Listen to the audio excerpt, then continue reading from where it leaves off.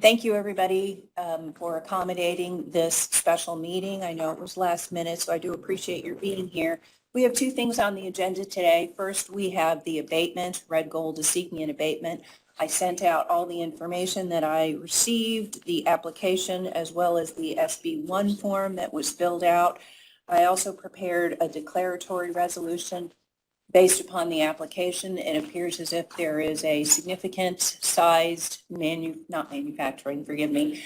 warehouse facility that is going to be put up down in Geneva, and they are requesting a tax abatement for that for the statutory period of 10 years.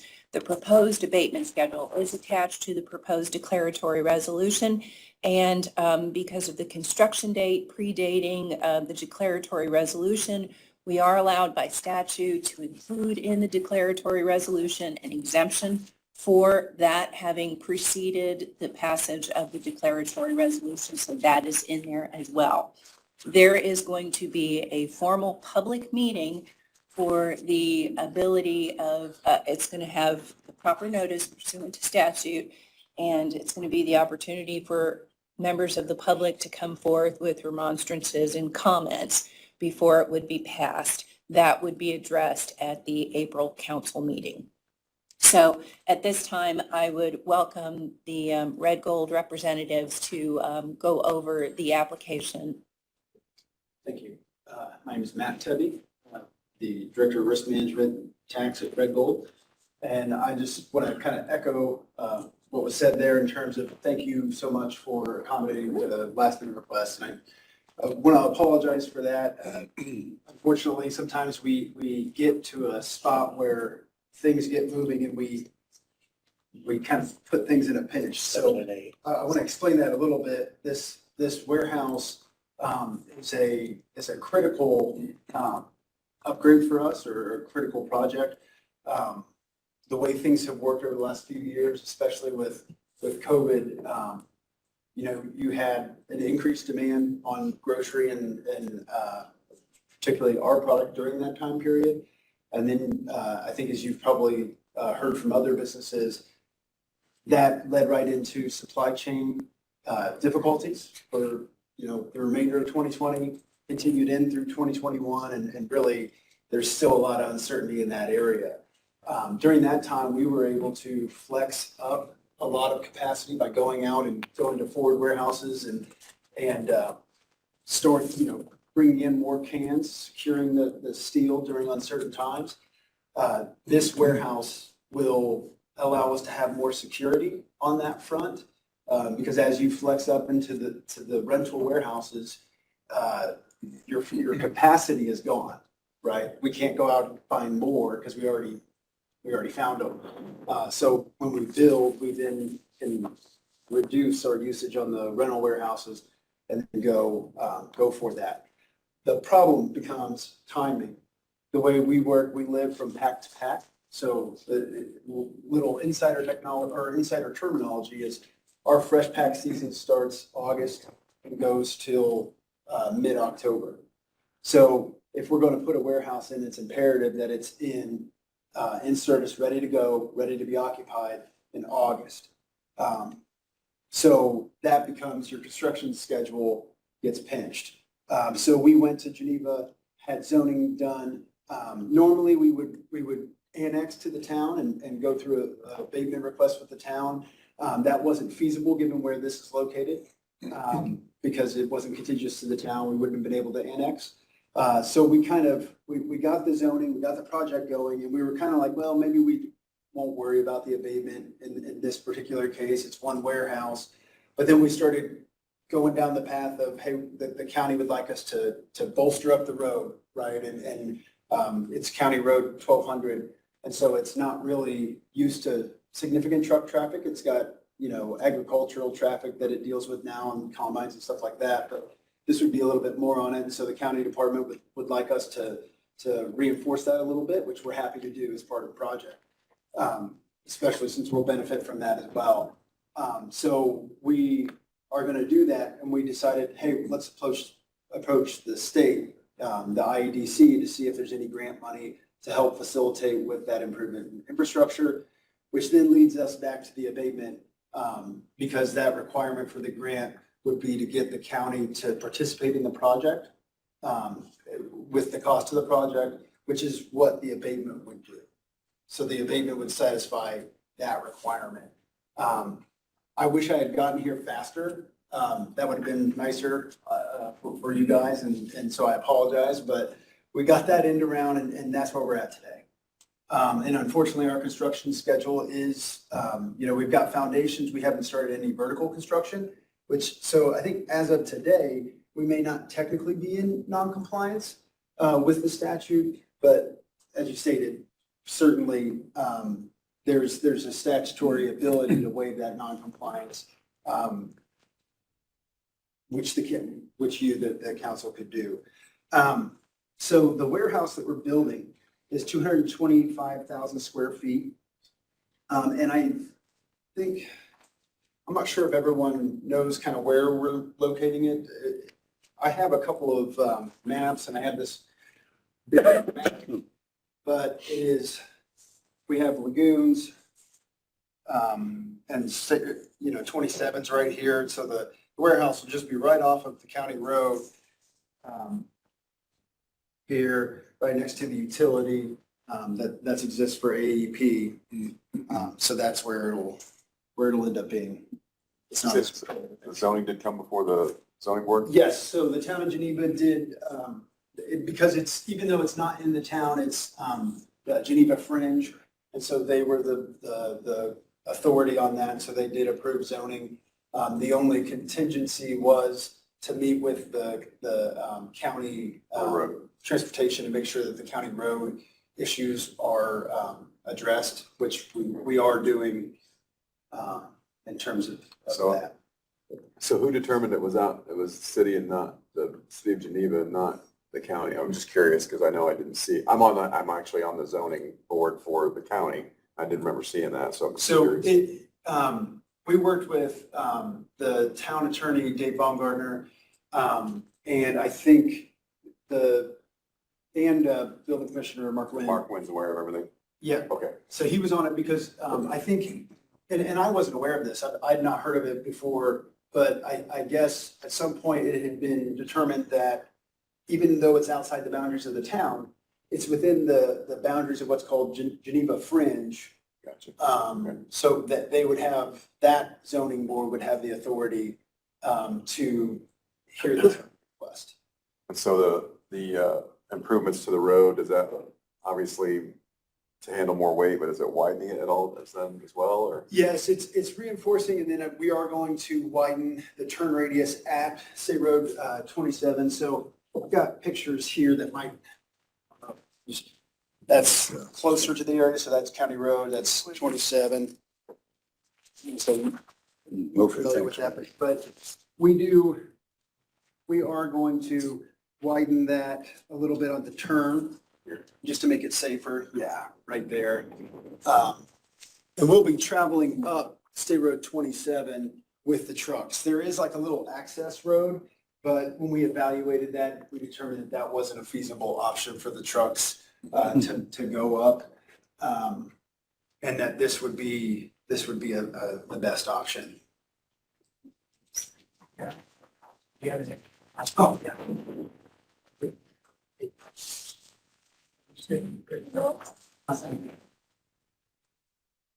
But then it sounds like the state then the state's help is kind of contingent upon this abatement then? Correct. Yes. Anytime, Fred, we have a project that they go before the state, the local unit of government, whether it's the county or if it's in the city or town, would have to provide some sort of incentive as well for the state to come in and provide assistance. Gotcha.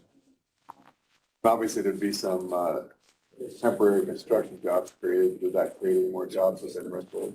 So, yeah, on our request, I am not promising any jobs, any new jobs created. Quite frankly, that's another challenge we've run into the last few years, is being able to place jobs. We've had to be creative in terms of how we've dealt with staffing at times, whether that be through temporary staffing agencies and things like that. So My gut says that we'll exceed this and that we will. We're saying 260 jobs retained. I think that it is likely we'll grow them, but I don't want to promise that and then have to come before you, on a compliance basis and say we didn't do it. So, my concern is that we may not be able to place the job openings, and then we would then need to, hire temporary staffing for other places to allow for warehousing people to move from facility to facility instead of hiring new. So my When hope. you say placing, you're just having trouble hiring, is what you're getting at, right? Do When you say placing, you're having problems hiring. Right, Like exactly. Like many people. Exactly. So we've looked at this and we've struggled to sort of maintain that level where we're at, not because we're, shrinking or anything, but just our percentage of full-time employees to temporary, using placement agencies and things like that. Yeah. It's shifted, So that's a big reason why, anytime we're doing projects, and we're talking with other jurisdictions as well, we're very reticent to come in promising job growth unless we know it's going to happen. Now, in this case, I think we will have additional positions, but my reluctance is not knowing how we'll staff those. Gotcha.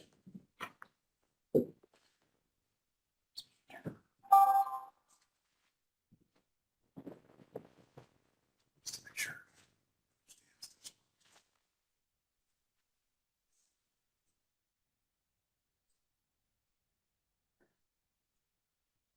You still get that? Yes, it just, it goes, The grant. it's less, It's not easier, you're just not gaining. it's correct. The abatement, no, basically. I mean, it's right. Reduces the funds year by Reduce year tax they by pay. 1%. So in other words, the first year they'll pay 100% of their regular tax rate. The next year they'll pay, Yeah, I think that's according to the schedule, 95% or 90% and then 80, going down to year one. And then after the 10 years, they'll start paying regular tax again. Yeah, but the actual property tax, you don't lose that on the ground, which isn't much, but that still gets paid and just so the first year they pay nothing on the improvements is what an abatement is. No, they pay 100% the first year. Or no, I'm sorry, the abatement is 100% the first year. Yes, so they pay nothing the first year, and then it goes down to where Right. after year 10, they would pay. And that's on the building. That's on the building, Right. but on the property, we still get the property taxes. It's my understanding that you do. But Yes. Yes. Yes, it's not the real estate. So taxes from that will stay the same as they are today. Right, The abatement is only going to be on the difference. So like if it was assessed at $100 today and we put $1,000 value on that, $1,000 is all that gets to go on that scale. I just want to just make sure I understand. yes, Yeah, no, the you're not abatement we're not process. losing everything. It's just for the So we still building. get property taxes. Yes. We're just delaying and it gets incrementally implemented on Correct. the improvements to the property. Right, Yes, and we've done this a lot with the towns and cities where, like Town of Geneva and other, Elwood and Orestes. And what we've seen over time, is especially buildings, especially the real estate ones, these end up being quite successful Yeah. for the jurisdictions they're in because it's a 10-year abatement, which seems like a long time, but these buildings, they better be there for a long time. We're spending a lot of money. It's got to stay there.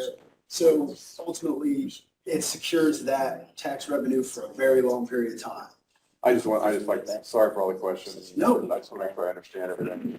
Absolutely. Where we're at. This isn't something that you guys typically, there's only one other county abatement, municipalities, cities, there's quite a few more, so. Yeah, and absolutely. Ask as many questions. I would much rather you ask questions. And I think today, too, the thing to keep in mind on the declaratory is at least my understanding of it has always been that what you're doing today is you're analyzing kind of this area, this project, and saying, does this meet the statutory requirement to be eligible for an abatement, such that we can then hold the public hearing next week. So Yes. anything you do today, you're not saying yes or no to the abatement today. You're just saying, do we want to hear more, and then make that decision next week. Julie Marie, Yes. if I could ask you a question, I don't mean to jump ahead maybe, but on the request that Red Gold is making is strictly for real estate. Now, I looked at the resolution, and what we've covered in the resolution is both personal property and real estate. Is that typical that you write it for both things at the same time? I included it in case there was any type of equipment or something that needed to go in the facility, just to cover any of that. But so it follows the statute. But in fact, what applies to this is just the construction of the building. So I mirrored the statute just for the sake of completion. Okay, The tax abatement is only going to apply to the right, structure. right, okay. So if they get a multi-million-dollar piece of equipment in, they would have to come back and seek an abatement on that as Correct. personal property, Correct. business person. Correct. In the current plan, which something I'm putting on my to-do list to make sure that this holds true, the current plan is, we're not putting in any racking or anything like that. The primary purpose is for MD can and what we call bright, like work in process. Our manufacturing process is kind of interesting when it works this way. We bring in a bunch of empty cans, and then as fresh pack happens, we take them out, use them, fill them full of product, and then store them back again. Because we're doing so much in that 2.5 month period, we don't even have time to label everything. And so we put it back there, and then we'll label it the rest of the year and sell it and get it out. So it'll basically just be a lot of cans. There might be some other stuff in there, but with cans, we don't rack them because that takes up too much space. You can actually store more cans, just by stacking them 3 or 4 high. So we shouldn't have too much personal property. We'll probably have a little bit of IT, a forklift or two. I want to get my hands around that to see, but my hope is that it's insignificant enough that we just don't have to bother with it. So do we have any more questions? Need a motion and a second with regards to making a declaratory resolution conditionally approving the tax abatement, and then it would be formally heard at the public hearing in April. I'd make a motion to Second. do what she said. Yeah, All in favor? Aye. Aye. okay. Okay. Resolution passes, and this is going to be declaratory resolution number 7. Corey, you're not here. Given that you voted for it, do we have your authority to indicate your consent to this and include just a signature notation for via media? Yep, that's fine. Thank you. I know how to copy a lawyer's signature.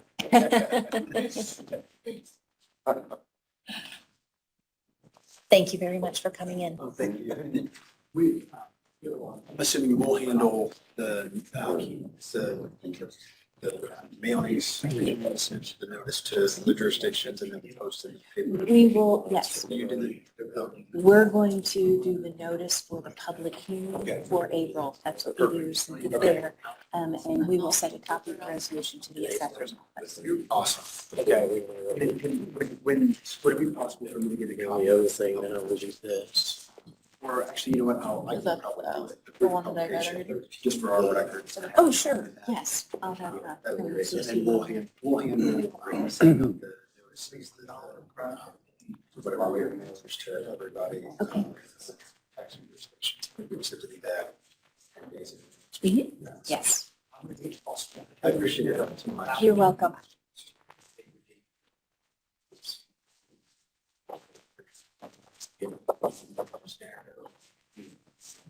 It's not good. Sound like it. Tony?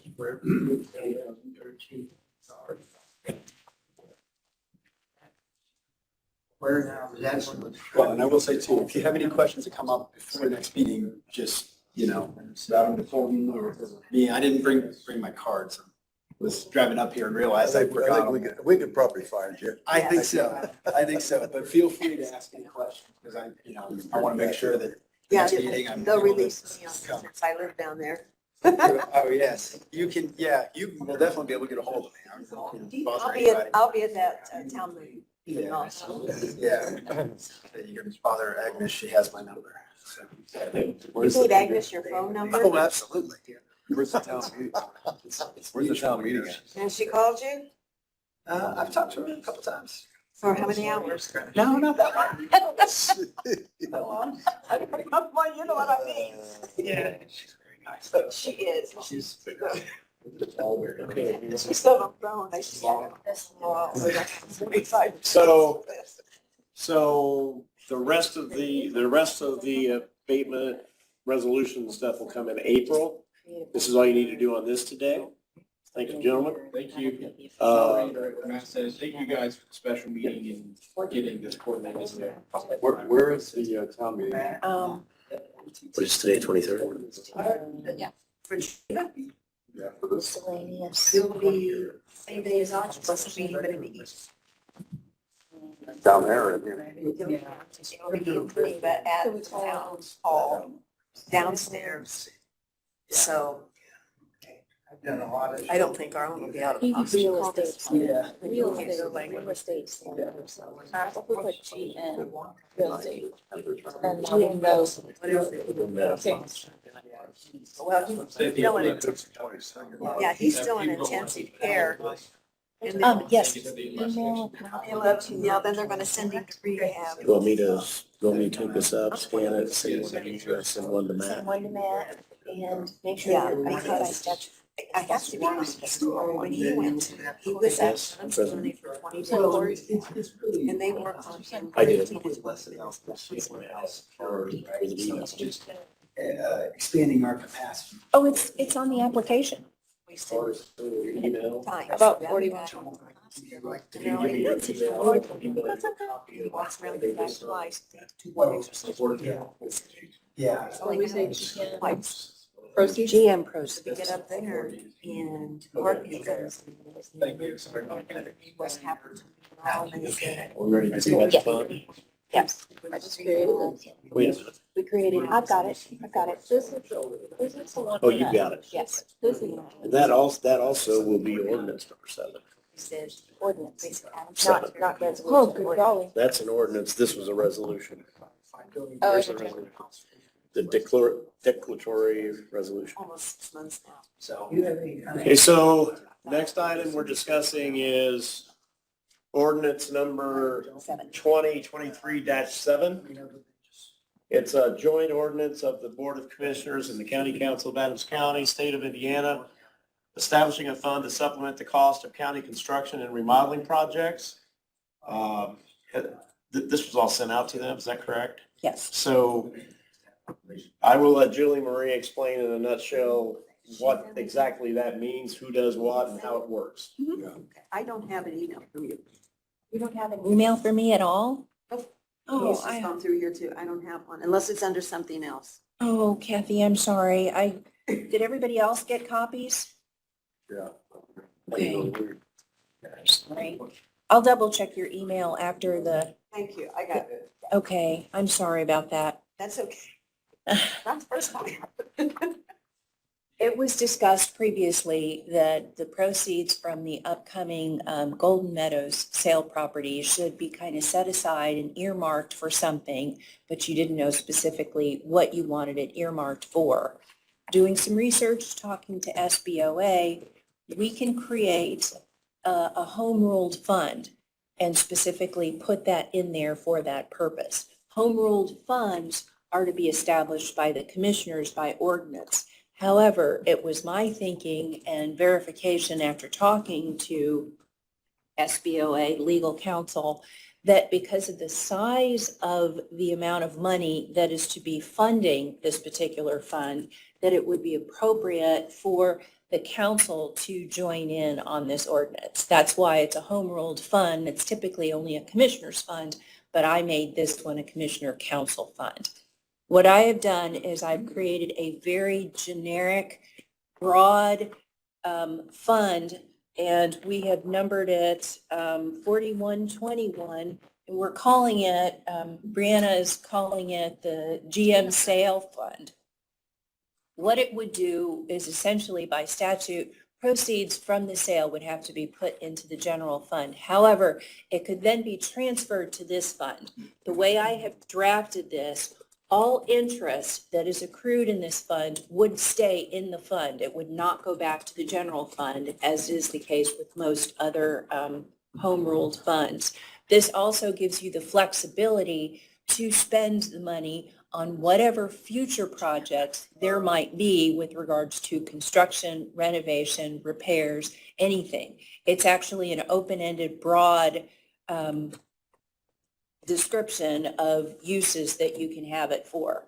I've also included here the opportunity for council to continue to be part of the expenditure process of it, requiring that the typical statutory procurement requirements are in place. So in other words, if somebody wants to spend that money, if commissioners approve a project pursuant to the procurement policies of the county, it would have to come here to get approval before it could be spent. It's not just automatic. Anything that needs to be spent can automatically be spent. It would be a perpetual fund. It would only wrap up if there was a specific ordinance that required its termination, or in the case of any kind of federal or state law that would outlaw it, which I would not anticipate. The last thing you need to be aware of is that home ruled funds are typically permanent. However, by vote, any home ruled fund can be then dissolved. So if for some reason something happens and you no longer as joint bodies want this fund to be used for this purpose, say there's an emergency that suddenly you need that money for, by ordinance, this fund can then be dissolved, the money put back in the general fund, and a new home ruled ordinance or whatever kind of appropriation is necessary at that time. So this ordinance would That would give. also take both commissioners and council. Correct. So this ordinance would give you flexibility, but also some stability and guidance as to what you need. So this is what I have prepared for your consideration and discussion. I know that you hadn't committed to exactly what you wanted the funds used for, but this is at least a jumping off point for your consideration. If we, I know it's called the GM, whatever it was, fund, but let's say something else came along and we decide we want to add funds to it. Are we allowed to do that? You should be able to. You have to update the ordinance. We could update the ordinance if money came in that you wanted to do. Sure, you could update that. I didn't anticipate any other additions to the fund at this time except for the interest. So that is the only thing I have in the fund. But yes, if there is something, say, there is somebody dies in the county and wants to add that money to it, certainly we can do that. So Would you guys be opposed to that? To be able to add to it? No. I think it's a good idea. We have that. I only had one comment. It's this. I like the way you got written, so don't think I'm disagreeing, but just so everybody is aware of it, by directing the interest from this money back into this fund, we are, as long as it's farm ground, we are getting an income from cash grant that's going towards the general fund. So by doing this, by selling the farm ground, directing the interest into this fund, which, like I say, I agree with. I just wanted you to be aware that it is taking away the income that the farm ground is now producing. right. Which is somewhere between 25 and 30,000. I definitely thought of that too, but I just But I like do the- agree with putting interest in. I like the idea of growing this if we can to decrease future bond needs. But the other thing it's doing, and I don't know what, Rex might have a better idea too, by selling this farm, currently the county, we're not paying ourselves property tax. So this does put it back on the tax rolls and it will create tax income from a private owner buying it. So, you know, I don't know, Rex, do you know what that would come to by getting property tax? I wouldn't know. It would be based on what the rate is established, what the assessed value is that they're gonna put there. Or maybe Tony or Bree would have it, so. Bree's pretty. Generally with farm ground, that's definitely. Oh, that's out of my, I don't do property taxes. Probably right. That's a question for the assessor. So Yeah, I mean, it depends what the assessed value is and what the rate is. So we wouldn't lose all the income, honestly. We could get a little bit there. So there's a little give and take there. Well, like I said, I definitely agree with what you're doing. Okay.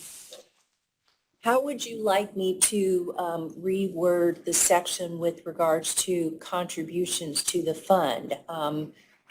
From the public, additional sales in the future, at the discretion of the commissioners? What would qualify as something that you want to consider being added to the fund? Well, if somebody would I mean, I don't see it happening, but if somebody would specify that they're only gonna give money to this fund, that's gotta go. Sure. I would think a mutual agreement between commissioners and council would be appropriate, wouldn't it? How about if I just indicate or additional contributions as agreed upon by both bodies? Yeah, from any source, and I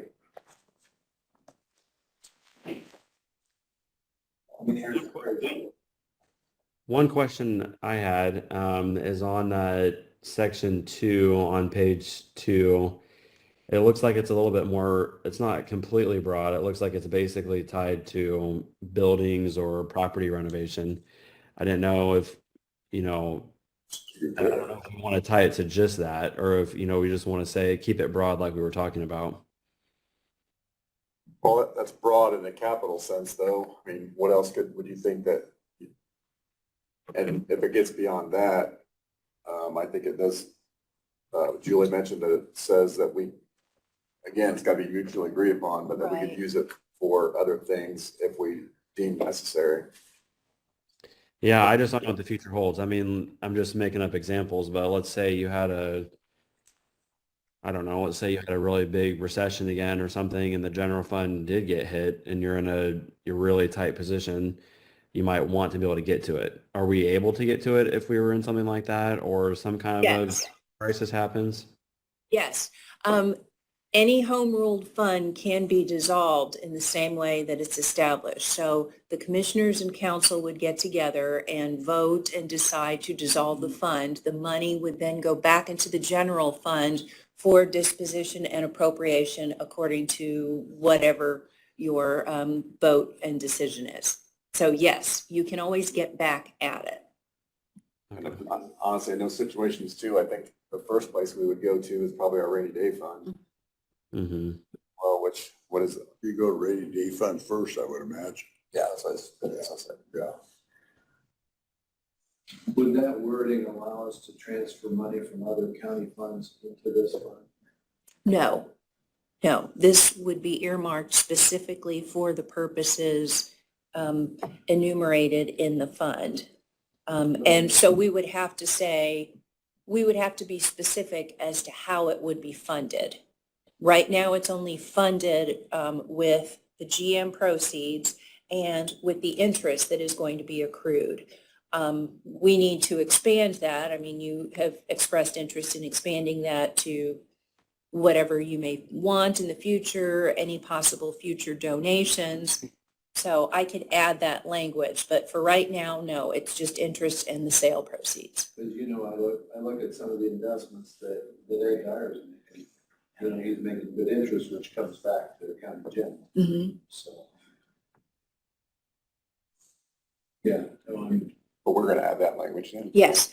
What I would recommend you do, whatever you decide on today, we do have a public hearing that has been decided. We do have a quorum. You can vote on it today. I can make the changes, and at the next hearing, you can sign it. We can simply indicate as adopted and approved on today's date, and then put the date of your signature of it. That's fine.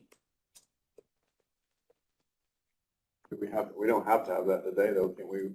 We can wait till that's all You- changed, right? Sure, you can. You can. I'm just saying, don't worry about, we can make the changes. So how does this concur with the timing of the farm sale? If we get all the money for the farm sale, April 13th, Mhm. that will just go into county general. From there, we get moved to this fund.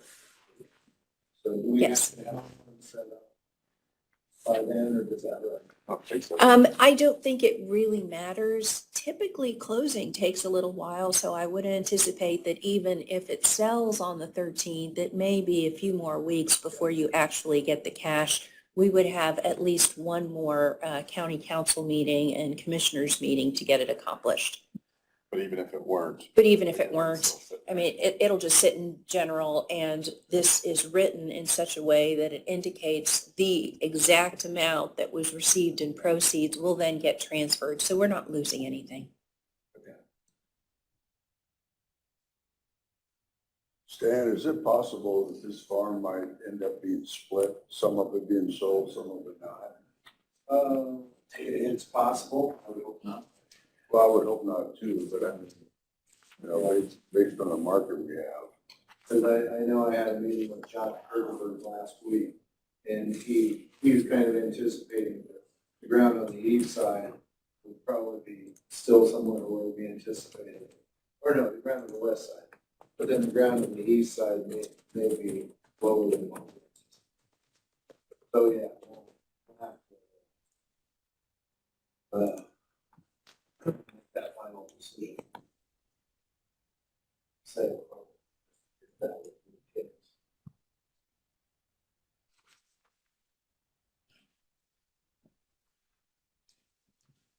Can I ask you a question? So, as I understand what you're saying right now, if they were not to establish officially this fund now, before it were to sell, money would go into the general fund and just sit there until they establish the fund? Correct. But nobody can get into it from the general fund, right? It's just gonna sit there. No, the general fund is an all-scape for all intents and purposes. Anything that goes through the normal appropriations process and a request is made for money from the general fund, it's in there. However, because of the budget, it doesn't have any commitments to it right now, so it would just sit there. I didn't mean that to sound like I suspicioned anything. I don't at all. I trust everybody in charge of the general funds, so it would just sit there then. Correct.